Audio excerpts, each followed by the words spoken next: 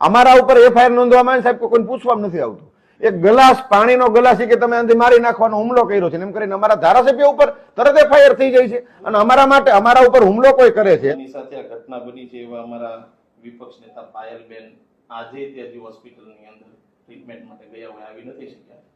તો સાહેબ અતિ ગંભીર મુદ્દાને લઈને અમે આવ્યા છીએ અને ક્યારેય અમે પોલીસ તરફથી આવું ક્યારેય કલ્પના નહોતી કરી એવી ઘટના બની છે જેમાં યોગ્ય ન્યાયિક તપાસ થાય, એફઆઈઆર દાખલ થાય અને જેમનું પણ જે આ કૃત્ય કર્યું છે એમને નોકરીમાંથી બરતરફ કરવામાં એવી માંગ લઈને આવ્યા છીએ. તમારા આગેવાનો રજૂઆત કરી શકો ને રામભાઈ.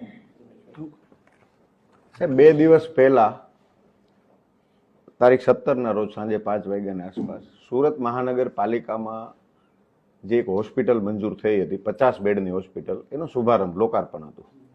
એટલે સ્વાભાવિક છે કે અમારા વિસ્તારમાં હોય તો અમારે જવાનું હોય અને અમને માનનીય મ્યુનિસિપલ કમિશનર શ્રી તરફથી નિમંત્રણ પણ હતું કે ભાઈ આ આપણા માટે એક નવું પ્રકલ્પ બને છે, તૈયાર થઈ ગયું છે અને એનું આપણે લોકાર્પણ કરીએ છીએ, તમે સૌ આવજો.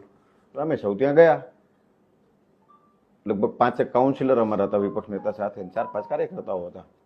અમે જેવા ગાડીમાંથી ઉતર્યા એટલે પોલીસે તમને ઘેરી લીધા. અમે કીધું શું કામ? ભાઈ કીધું કે ના તમને અહીંયા એન્ટ્રી નહીં. કીધું શું કામ? પણ શું કારણ છે? તમે તો જાહેર જનતા માટે ખુલ્લું મૂકો છો, જાહેર આમંત્રણ આપ્યું છે, પેપરમાં પાને જ બધે ચડાવ્યું છે કે આપણે ખુલ્લું મૂકીએ છીએ, અમે તો ચૂંટાયેલા પ્રતિનિધિ છીએ, આ જ વોર્ડના છીએ, અમારી માંગથી જ આ હોસ્પિટલ બની છે, તો અમારે એના શુભારંભમાં ઉપસ્થિત નહીં રહેવાનું? તો કે નહીં, તમે વિરોધ કરવા આવ્યો છો. કીધું અમે ક્યાં તમે જોયું કે વિરોધ કરવા માટે આવ્યા છીએ?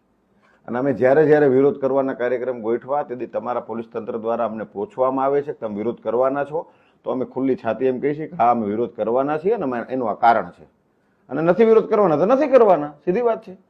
અને 5 જણા લઈને અમે શું વિરોધ કરવા આવવાના? જે દિવસ વિરોધ કરવા માટે આવશું તે 100 જણા લઈને આવશું અને કરીશું, આખી ટીમ આવશે. એટલે આજે અમે વિરોધ કરવા માટે નથી આવ્યા. આજે તો જનતાના હિતમાં એક હોસ્પિટલ ખુલ્લી મુકાઈ છે, તો અમને ખુશી છે કે અમારા વિસ્તારના લોકો માટે અમે માંગ કરી હતી. કોરોના કાળમાં આ પરિસ્થિતિ આપણે જોઈ હતી કે લોકોને બેડ નહોતા મળતા, ઓક્સિજન નહોતા મળતા, દવાઓ નહોતી મળતી, અને એ પરિસ્થિતિ સમયે અમે ચૂંટાણા અને અમારી માંગ હતી કે ભાઈ આ વિસ્તારના લોકો માટે આરોગ્ય સુવિધાઓ હજી મજબૂત બનાવવી પડે, આપણે બેડની વ્યવસ્થા વધારવી પડે, અને એના ભાગરૂપે અમે માંગ કરી હતી.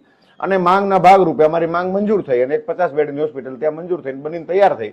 તો ત્યાં અમારા વોર્ડમાં બની છે, અમે ખુદ એ માંગ કરવા વાળા છે, અમે એના ચૂંટાયેલા પ્રતિનિધિ છે. 25-25 હજાર લોકોએ અમને મત આપ્યા છે, આખા સુરતમાં થઈને 16 લાખ લોકોએ અમને મત આપ્યા છે, એના અમે પ્રતિનિધિ છે ને અમારે ઊભું નહીં રહેવાનું?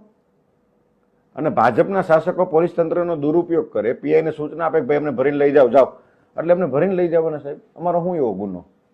શા માટે અટકાયતી પગલા? અટકાયત ના સાહેબ, આટલેથી વાત નથી અટકી. તમે અમારી વાત સમજજો ને, સાંભળવા